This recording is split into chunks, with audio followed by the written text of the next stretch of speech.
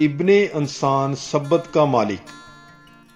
मुकद्दस मत्ती की अंजील उसका 12 बाब 1 ता 21 आयात तक।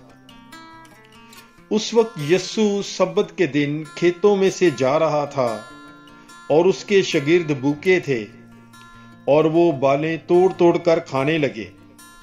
तब फरीसियों ने देखकर उससे कहा, देख तेरे शागिर्द वो काम करते हैं जो सब्बत के दिन करना रवा नहीं। उसने उनसे कहा, क्या तुमने वो नहीं पढ़ा जो दाऊद ने किया जब वो और उसके साथी भूखे थे? वो क्यों कर खुदा के घर में गया और नजर की रोटियां खाईं, जिनका खाना उसे और उसके साथियों को रवा नहीं था, मगर फक्त कहनों को।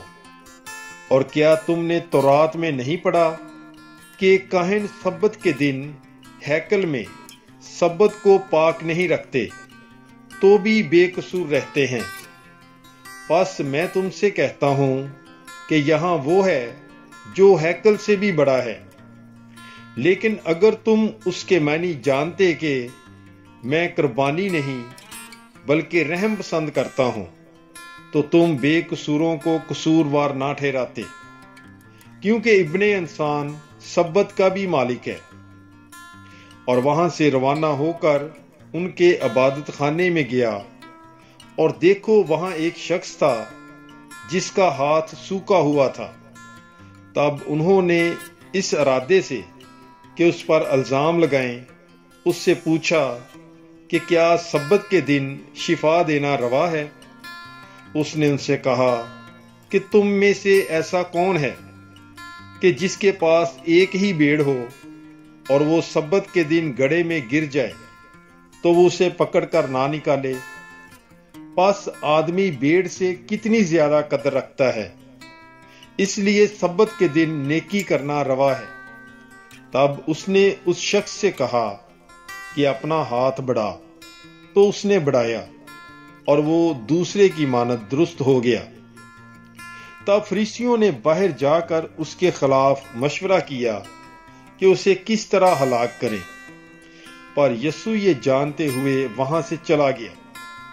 और बहुत से लोग उसके पीछे हो लिए, और उसने उन सब को शिफा बख्शी और उन्हें ताकीद की कि मुझे ज़ाहिर ना करना, ताकि जो यशायाह नबी की मार्फत कहा गया था वो पूरा हो कि देखो मेरा खादम जिसे मैंने चुन लिया, मेरा महबूब जिससे मेरी जान खुश है।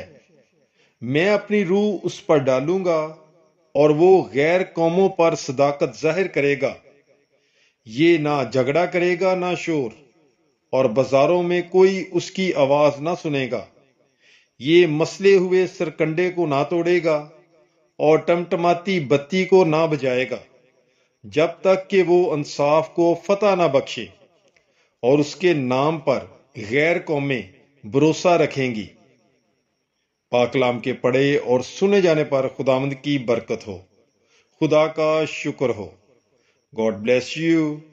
Bible is life.